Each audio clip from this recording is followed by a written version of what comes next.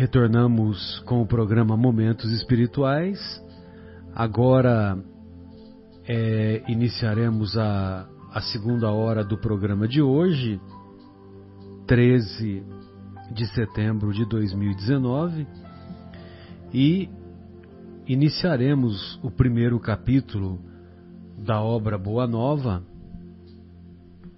psicografada pelo nosso querido Chico e ditada pelo espírito de Humberto de Campos. Então, nesse primeiro capítulo, no estudo da semana passada, nós ficamos restritos ao prefácio do Humberto de Campos, prefácio intitulado Na Escola do Evangelho, em que ele conta que quando ele estava encarnado, ele foi um autor com outras preocupações, com preocupações que predominavam, cujos assuntos predominavam, sobretudo, as coisas materiais. E agora, como ele tem outra visão, ele diz assim lá no finalzinho, como se vê no finalzinho do prefácio: não faço referências aos clássicos da literatura antiga ou contemporânea. Cito Marcos e João. É que existem espíritos esclarecidos e espíritos evangelizados. E eu, agora, peço a Deus que abençoe a minha esperança de pertencer ao número destes últimos, ou seja, espíritos evangelizados. E olha que bonito, né? Que ele pede a Deus que o abençoe na sua esperança de pertencer aos espíritos, ao grupo, né, dos espíritos evangelizados. E nós também falamos um pouco, sabe, o Afonso, o Guilherme, João, que um pouco, porque num determinado momento do prefácio, o nosso querido Humberto de Campos faz referência a que ele pegou algumas anotações folclóricas do mundo espiritual. E nós ficamos meio encafifados com essa expressão folclóricas, porque nós não queríamos passar para os estimados ouvintes a ideia de que os 30 capítulos da obra Boa Nova fossem capítulos da cabeça de Humberto de Campos, ou capítulos que nos remetem àquilo que nós chamamos de Boitatá, de Corrupira, de Negrinho do Pastoreio, de Saci Pererê, né? Ou seja, aí nós pegamos a definição de folclore, que é a ciência dos acontecimentos de um determinado povo ou de uma determinada região. E como ele se encontra lá no mundo espiritual, então são acontecimentos que pertencem ao folclore do mundo espiritual, ou seja, a ciência dos acontecimentos do conhecimento daquele determinado povo, daquela determinada região. Entendeu? Então, os acontecimentos não são, os capítulos que serão relatados não compõem história da carochinha. São capítulos nem são fruto reais da ficção, da criatividade dele, mas exatamente arquivos que ele consulta para nos trazer, não é? Exatamente. Bem lembrado.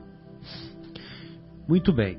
Então, nesse primeiro capítulo, intitulado Boa Nova, da obra Boa Nova, o primeiro capítulo, Boa Nova. Assim diz o nosso querido Humberto de Campos. Os historiadores do Império Romano sempre observaram com espanto os profundos contrastes da gloriosa época de Augusto. Gloriosa época de Augusto. Caio Júlio César Otávio chegara ao poder Não obstante o lustre de sua notável ascendência por uma série de acontecimentos felizes. As mentalidades mais altas da antiga república não acreditavam no seu triunfo.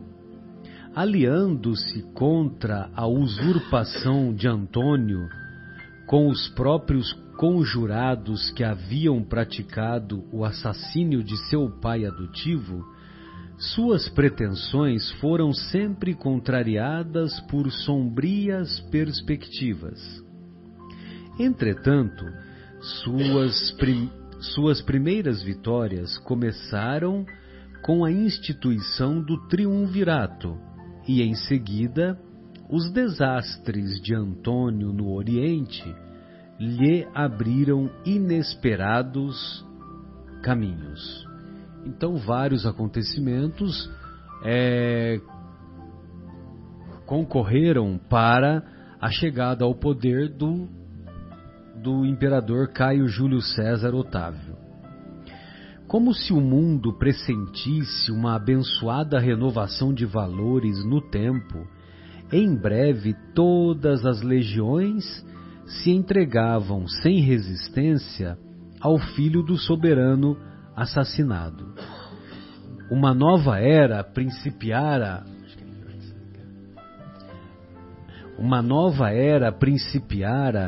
com aquele jovem enérgico e magnânimo. O grande império do mundo, como que influenciado por um conjunto de forças estranhas, descansava numa onda de harmonia e de júbilo, depois de guerras seculares e tenebrosas. Olha que interessante, né? Então, deu uma acalmada, né, deu uma acalmada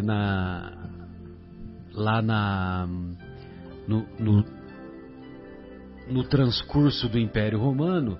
Então deu uma acalmada, foi um período de pacificação, né? Não havia guerras como havia antigamente, aquelas invasões por domínio e tal. Então foi um período, vamos dizer assim, de pausa, né? De pausa e de paz. Por toda parte levantavam-se templos e monumentos preciosos. O hino de uma paz duradoura começava em Roma para terminar na mais remota de suas províncias, acompanhado de amplas manifestações de alegria por parte da plebe anônima e sofredora. A cidade dos Césares se povoava de artistas, de espíritos nobres e realizadores. Em todos os recantos permanecia a sagrada emoção de segurança, enquanto o organismo das leis se renovava, distribuindo os bens da educação e da justiça. Que beleza, né? Olha, a simples aproximação do mestre, a simples chegada do mestre, já proporcionou toda uma mudança, certamente no campo energético, no campo magnético, e isso fez com que houve essa calmaria, esse período de calmaria, e também um período de realizações no campo das artes, no campo do conhecimento, no campo da legislação, como o nosso querido Humberto de Campos relata. Inclusive, o próprio triunvirato era uma forma de governo que hoje foi precursora do que nós temos hoje, né? Então, assim, foi começando a organizar a maneira de governar que a gente tem hoje, o equilíbrio de três poderes. Os três poderes, né? Judiciário, legislativo e executivo, bem lembrado, né? E a gente, desde aquela época, vê que a coisa foi evoluindo. E hoje, até hoje, inclusive quem estuda direito começa a estudar justamente porque foi daquele momento período, que, né, começou a se estruturar a questão da governança, né? E o direito romano, os estudiosos dizem que o direito romano é caracterizado por uma característica de conhecimento e de profundidade das leis, e eu sempre conversava com um primo meu que infelizmente abandonou o corpo já faz uns 3 ou 4 anos, né? Meu xará inclusive, e ele havia feito direito e ele gostava muito do latim, e ele dizia que ele ficava muito chateado porque muitas vezes uma palavra ou uma expressão latina já dava todo o significado da lei, entendeu? E é uma pena que não existe mais o latim, segundo ele, porque as leis, tanto lógico que nós nos referimos às línguas de origem latina, português, espanhol, o francês, o italiano, o idioma que se fala na Romênia. Então, essas línguas, como abandonaram o estudo do latim, elas começaram a, vamos dizer assim, a encher muita linguiça, a colocar muita vírgula, e aí, quando tem muita vírgula numa lei, tem muitos advogados que são atentos e que muitas vezes usam a inteligência deles para se beneficiarem e para beneficiarem os seus clientes. Muitas vezes usam essas vírgulas de maneira que não se estabeleça a justiça, né? Que infelizmente ainda acontece com frequência. Mas voltamos a dizer, se houvesse o predomínio ainda lá do espírito da lei, como se encontra lá no latim, talvez nós teríamos uma situação mais harmônica no campo do direito. No entanto, continua o nosso querido, apesar de toda essa calmaria, né, que o Humberto de Campos descreve, agora ele vai, vamos ver o que ele vai falar, né? No entanto, o inesquecível imperador era franzino e doente. Os cronistas da época referem-se por mais de uma vez às manchas que lhe cobriam a epiderme, transformando-se de vez em quando em dartros dolorosos. Dartros são lesões eczematosas, lesões de pele, lesões eczematosas, acnes, e então ele era portador dessas manchas. Otávio nunca foi senhor de uma saúde completa.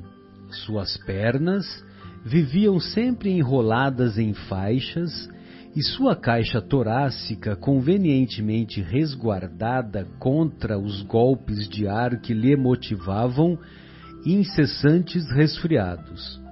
Com frequência queixava-se de enxaquecas, que se faziam seguir de singulares abatimentos. Imaginem vocês, naquela época, uma pessoa que tinha problema de alergia, né? Então, rinite alérgica, tosse alérgica. Então, quer dizer, não havia as medicações que existem hoje. E aí era uma tragédia, né? Porque o cara, o portador dessa rinite alérgica, primeiro que ficava incomodando pra caramba, espirrando, coçando o nariz, aquela coisa toda. Segundo que com muita frequência vinha associada com crises de asma, como ocorre nos dias de hoje. E terceiro, que quando era acompanhada de uma virose, uma febre mais persistente, era uma tragédia, né? E muitas vezes culminava com uma tragédia mesmo. Quantas pessoas que não sucumbiram por causa disso, né? E era uma região, inclusive, fria também, né? Não é igual nós aqui no Brasil. No mundo tropical, né? Exatamente. Aqui é muito mais tranquilo, inclusive. Lá a coisa era mais complexa, né? Frio. Bem lembrado. E isso também é uma das razões que muitas vezes os médicos da época aconselhavam os portadores de determinadas doenças a se transferirem, as famílias que podiam, né, os patrícios, a se transferirem para locais mais quentes, locais de clima mais temperado, que é o que acontece com a nossa querida Flávia no romance Há 2000 anos, que ela era portadora do mal de Hansen, né, da hanseníase, da lepra, e os médicos de Roma aconselharam o Públio Lentulus e a Lívia a se mudarem para a Judéia, que as condições do clima seriam mais favoráveis. Muito bem. Com frequência queixava-se de enxaquecas que se faziam seguir de singulares abatimentos. Não somente nesse particular padecia o imperador das extremas vicissitudes da vida humana.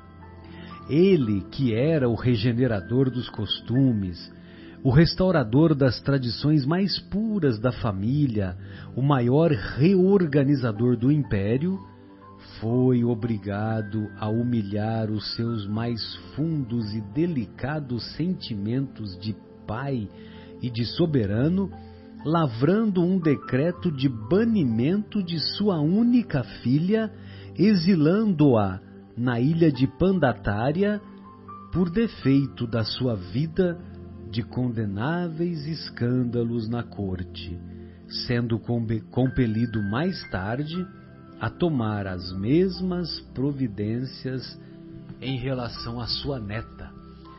Mas você vê que ele teve coragem de punir a sua filha e mais tarde a neta. Ele poderia dar uma protegida, poderia, né, fazer um acordo, entendeu? Mas ele, você imagina, ele se humilhou e assinou o decreto de banimento da sua filha.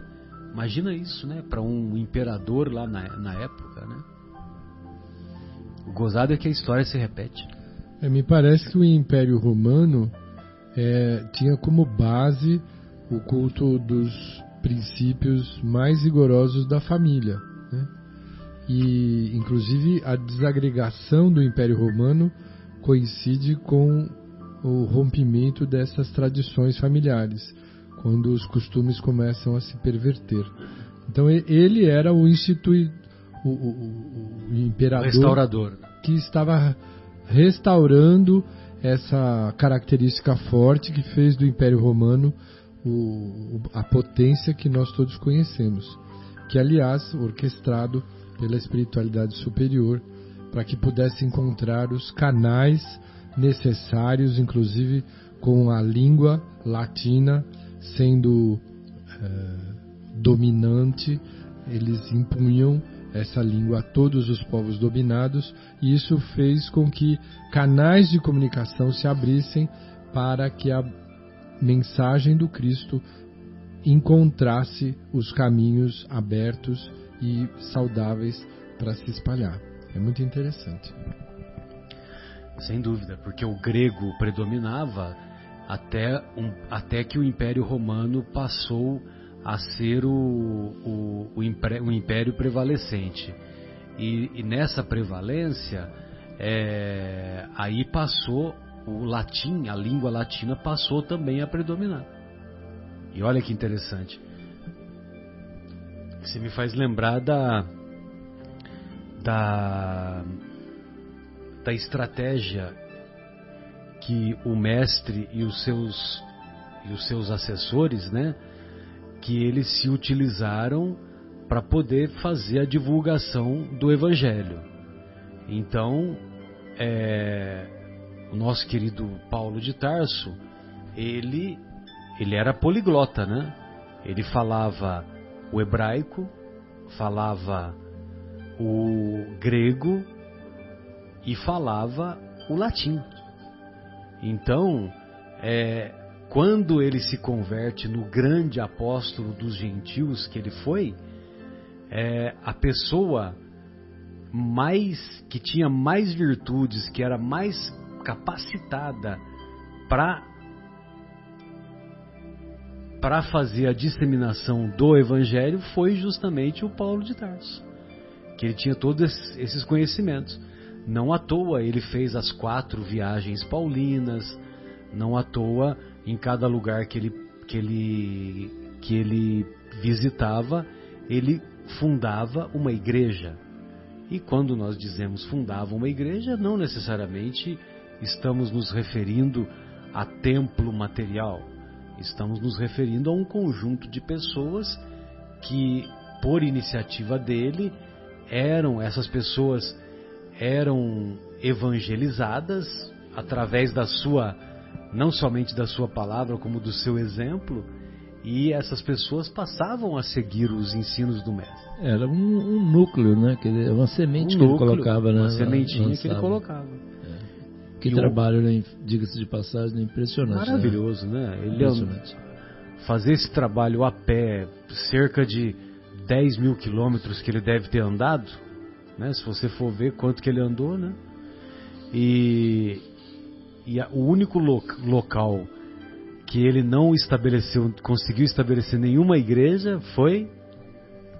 Não foi a Grécia, mas não foi a Grécia. A Grécia é que você quer se referir a Atenas, né? A principal cidade da Grécia. Mas várias coletividades da Grécia, ele conseguiu instalar as igrejas, né? Corinto, Tessalônica, a capital, né? A capital ele não conseguiu atingir o coração dos atenienses, Atenas, né? Isso ele mesmo fala nas cartas dele que ele escreveu, e lógico, na obra Paulo e Estevão também ele comenta. Muito bem, e ainda continuando sobre os dissabores do Caio Júlio César Otaviano, ele notou que a companheira amada de seus dias se envolvia na intimidade doméstica em contínuas questões de envenenamento dos seus descendentes mais diretos, experimentando ele, assim, na família, a mais angustiosa ansiedade do coração. Então, não à toa, quando o mestre nos diz que os nossos inimigos mais encarniçados encontram-se no nosso convívio, não é à toa que ele diz isso. E nós conseguimos observar hoje, através da história, a pressão humana que se faz com todos aqueles que se submetem ao exercício do poder. A concentração de poder é alguma coisa que impede a criatura de raciocinar adequadamente.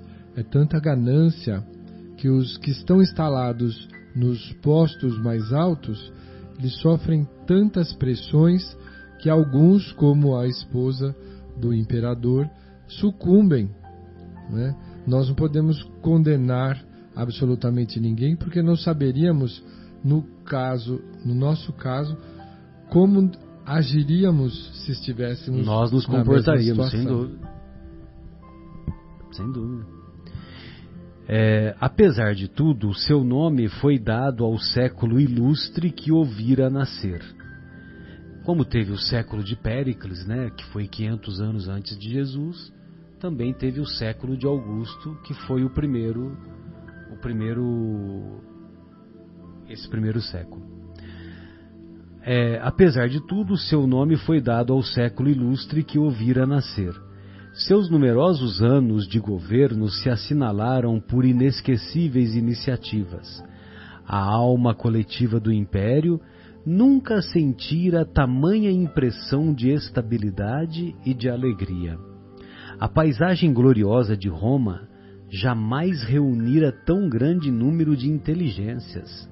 É nessa época que surgem Virgílio, Horácio, Ovídio, Salústio, Tito Livio e Mecenas como favoritos dos deuses. Em todos os lugares lavravam-se mármores soberbos, esplendiam jardins suntuosos, erigiam-se palácios e santuários, protegia-se a inteligência, criavam-se leis de harmonia e de justiça num oceano de paz inigualável. Os carros de triunfo esqueciam por algum tempo as palmas de sangue, e o sorriso da deusa Vitória não mais se abria para os movimentos de destruição e morticínio. Olha só, né? Que bacana, que período bem de calmaria mesmo. O próprio imperador, muitas vezes, em presidindo as grandes festas populares, com o coração tomado de angústia pelos dissabores de sua vida íntima, se surpreendeu, testemunhando o júbilo e a tranquilidade geral do seu povo, e, sem que conseguisse explicar o mistério daquela onda interminável de harmonia, chorando de comoção, quando do alto de sua tribuna dourada escutava a famosa composição de Horácio, em que se destacavam estes versos de morredoura beleza. Ó sol fecundo, que com seu carro brilhante abres e fechas o dia, que surges sempre novo e sempre igual, que nunca possas ver algo maior do que Roma. É que os historiadores ainda não perceberam, na chamada época de Augusto, o século do Evangelho ou o século da Boa Nova. Esqueceram-se de que o nobre Otávio era também homem e não conseguiram saber que, no seu reinado, a esfera do Cristo se aproximava da terra numa vibração profunda de amor e de beleza. Acercavam-se de Roma e do mundo não mais espíritos belicosos como Alexandre ou Aníbal, porém outros que se vestiriam dos andrajos dos pescadores para servirem de base indestrutível aos eternos ensinos do Cordeiro, Cordeiro com C maiúsculo. Imergiam nos fluidos do planeta os que preparariam a vinda do Senhor e os que se transformariam em seguidores humildes e imortais dos seus passos divinos. Nós vamos lembrar que a presença do Cristo mobilizou uma legião de seres em condições muito acima da média, para que, reencarnando na mesma época, pudessem dar todo o suporte, como de fato aconteceu, para a tarefa do Cristo. Nós tivemos legiões de espíritos harmonizados, já com virtudes conquistadas nos seus corações pelos esforços próprios, que vieram a constituir os milhões que, reconhecendo o Cristo, formaram a legião de cristãos, né? Então toda essa aproximação e essa preparação provavelmente repercutiu de forma luminosa, harmônica e desenvolvendo inclusive as artes, né? Sem dúvida. E um outro comentário assim que eu me lembro, né, dentro dessa estratégia da disseminação dos ensinos do mestre, da disseminação da Boa Nova, outra estratégia usada pelos benfeitores espirituais, todos nos recordamos que Alexandre o Grande foi o conquistador lá da Macedônia, né? E ele admirava muito a cultura grega, e ele viveu 150, 200 anos antes de Jesus, aproximadamente. E apesar dele ter vivido apenas 30 anos, ele conquistou todo aquele mundo antigo conhecido, impressionante. Ele chegou até a Índia, me parece que chegou até a China. Foram vastas extensões de território. E, evidentemente, que quando quando ele chegava nos mais variados locais, nas mais variadas cidades da época, evidentemente que ele não chegava e pedia licença, olha, a partir de hoje nós vamos dominar a sua terra, né? Não era assim, né? Era destruindo, matando, aquela história toda. Mas, o que aconteceu? Quando ele faz essas invasões todas, ele também leva a cultura grega e a língua grega. Então, quando o Paulo vai fazer como é que se diz? Vai fazer não é disseminação que eu queria falar, né? Eu gostaria de usar um outro termo. Quando ele vai fazer as pregações, né? Vamos dizer assim, quando ele vai fazer as pregações dos ensinos do mestre, aquelas coletividades já haviam sido preparadas décadas antes, porque aquelas coletividades já falavam o grego. Olha só que interessante. Então, apesar de ter toda aquela... Apesar do Alexandre ter tido todo aquele comportamento bélico, aquele comportamento destrutivo, muitas mortes, muitas violências, mas ele deixou esse legado da cultura e da língua grega.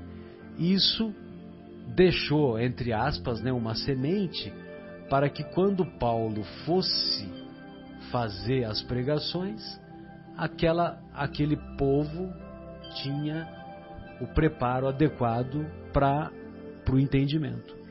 Ele não tinha tanta dificuldade. A prova de que a espiritualidade superior da sombra tira a luz. Da sombra tira a luz, extrai a luz, é isso mesmo.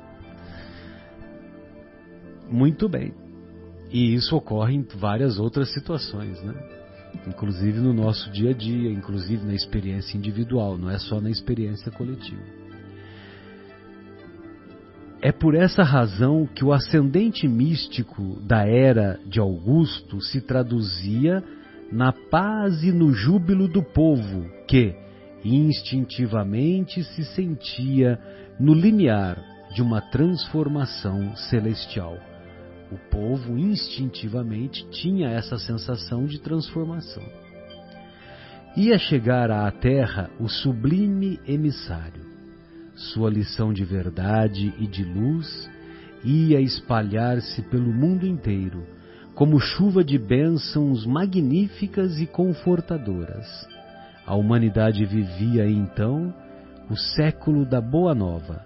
Era a festa do noivado a que Jesus se referiu no seu ensinamento imorredouro.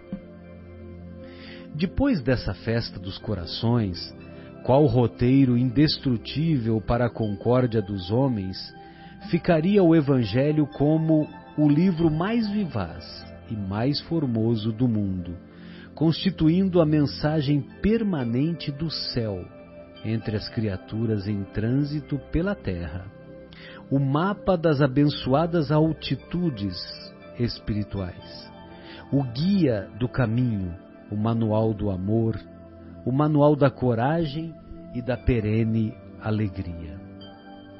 E para que essas características se conservassem,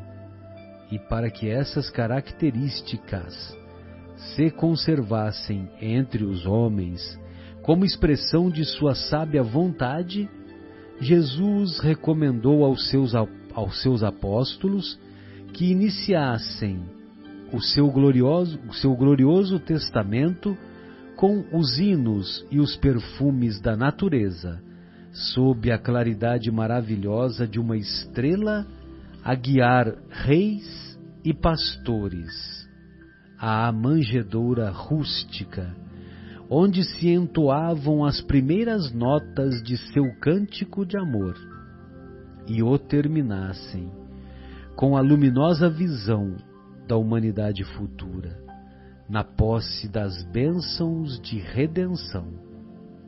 É por esse motivo que o Evangelho de Jesus, sendo o livro do amor e da alegria, começa com a descrição da gloriosa noite de Natal e termina com a profunda visão da Jerusalém libertada, entrevista por João nas suas divinas profecias do Apocalipse. Então começa na manjedoura, né, na noite de Natal, e termina nas divinas profecias do Apocalipse, na visão da Jerusalém libertada. A Jerusalém libertada devemos entender a humanidade libertada do jugo da escravidão em que nos encontramos, da escravidão material, da escravidão do egoísmo, da escravidão do orgulho. Assim que devemos entender, né? Da escravidão da ignorância mesmo, né, Marcelo? Escravidão da ignorância, sem dúvida, bem lembrado. Ignorância, orgulho, egoísmo, sem dúvida. Bem, o Caio Júlio César tem uma anotação aqui da editora, Caius Július César Otavianus Augustus, imperador romano, chamado primeiramente Otávio, depois Otaviano, herdeiro de Júlio César. Ele nasceu em Roma em 63 a.C. e faleceu em Nola, 14 depois de Cristo. Caio Júlio César era um título honorífico dos imperadores romanos.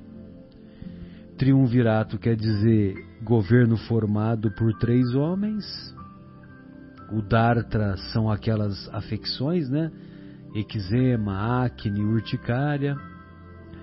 E o reinado de Augusto marca uma das épocas mais brilhantes da história humana, época de valorização das letras e das artes, que é o conhecido como século de Augusto. Os historiadores, infelizmente, muitas vezes materialistas, muitas vezes insensíveis às coisas espirituais, então a visão deles é uma visão, vamos dizer assim, mais pragmática, mais materialista. Então eles denominaram aquele primeiro século como o século de Augusto, como o século do imperador, como o século dessas realizações do Império Romano. E o comentário que o Humberto de Campos deixa estabelecido, deixa nas entrelinhas, é que eles deveriam rever essa denominação, porque deveria ser século de Jesus, século da chegada do Cristo. Afinal de contas, quem separou o tempo da história da humanidade? É antes de Marcelo? Antes de Marcelo e depois de Marcelo? É antes de Caio Júlio César e depois de Caio Júlio César? Não, né? É antes de Cristo e depois de Cristo. Eu até costumo fazer uma brincadeira que, por exemplo, você vai lá, você faz um negócio, talvez o Guilherme saiba disso melhor do que eu. Você faz um negócio com uma empresa lá do Oriente. Então, por exemplo, você faz um negócio com uma empresa lá de Israel. E Israel, a contagem do tempo é 5.700, não sei o que, né? Se você faz lá com os nossos irmãos da Arábia, é outra contagem também, porque eles fazem a contagem de acordo com a presença do nosso querido Maomé, né, do profeta Maomé, e assim por diante.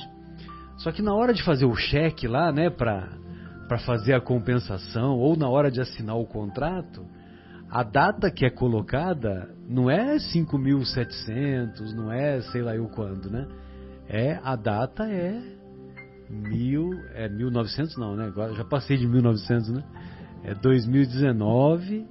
E por que 2019? Né?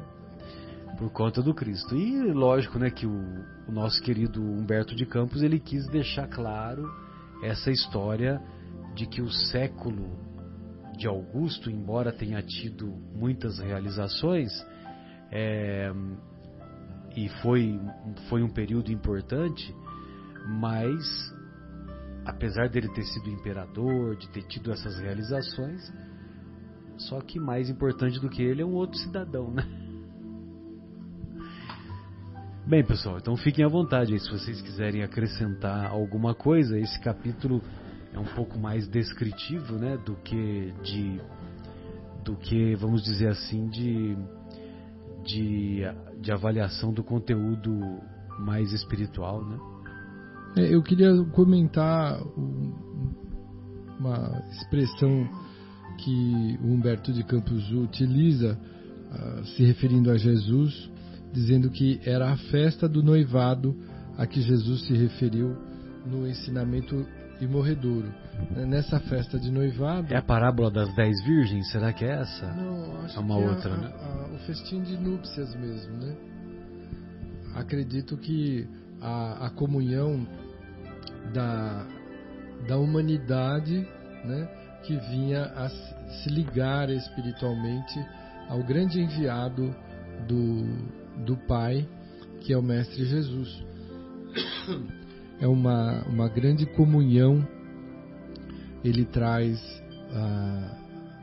a palavra de renovação da alma, libertando a escravidão do materialismo, convidando a humanidade a entrar na nova era da espiritualização, da prática e da vivência do amor, que representa uma comunhão, uma boda, né?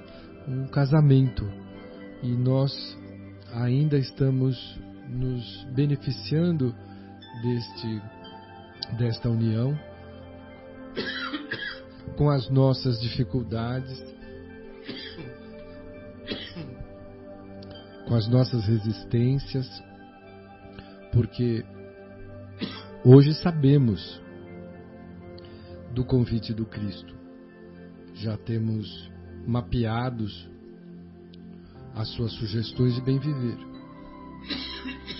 Falta-nos a vivência. Falta-nos a prática do que nós já sabemos. A chegada do noivo, o noivado seria o noivado com a humanidade, né? Imagino eu. Muito bem. Guilherme, gostaria de fazer mais algum comentário? João, um dia. Não, acho que a questão é exatamente isso aí, a descrição exatamente da importância, né? O marco é um marco, né? O divisor de águas da humanidade, né? Como você bem disse aí, define inclusive a data, né? A marcação, contagem do tempo, né?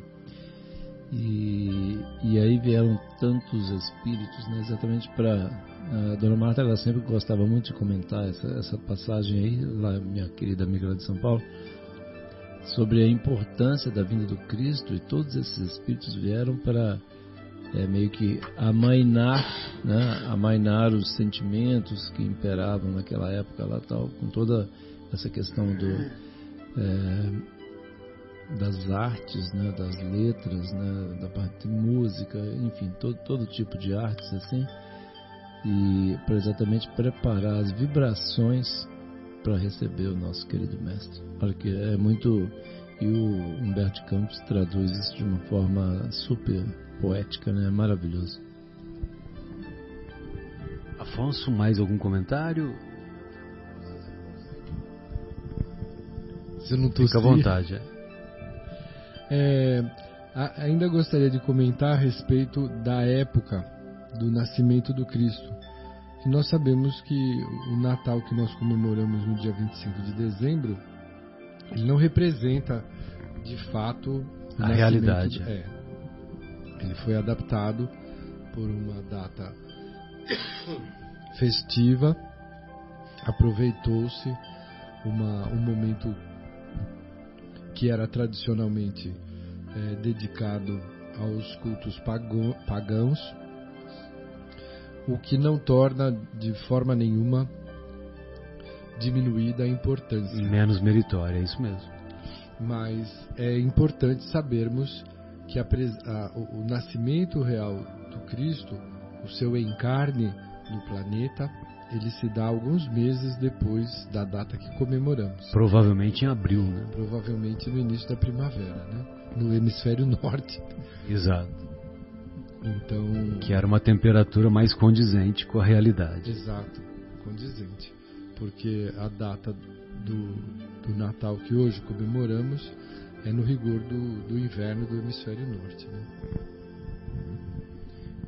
Muito bom. Então, nós encerramos esse nosso encontro e desejamos que os nossos estimados ouvintes tenham uma semana produtiva e que essas reflexões sejam úteis para o nosso esclarecimento.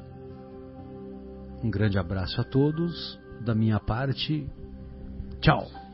Uma Afonso, boa noite fica à a vontade. todos. Eu espero estar aqui na semana que vem numa condição melhor. Um abraço a todos, boa noite, foi um prazer enorme estar aqui, agradeço a Deus, né, por poder estar aqui na companhia desses amigos tão queridos e os nossos queridos ouvintes que recebam um abraço aí com muito carinho e que tenham todos uma semana abençoada, iluminada aí, tá bom? Fiquem com Deus. E lembrando que finalmente a gente está lá no Spotify.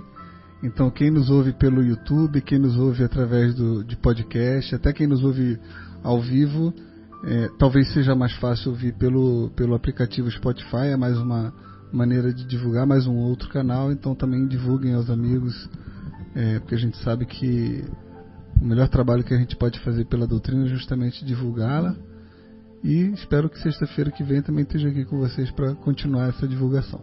Um abraço.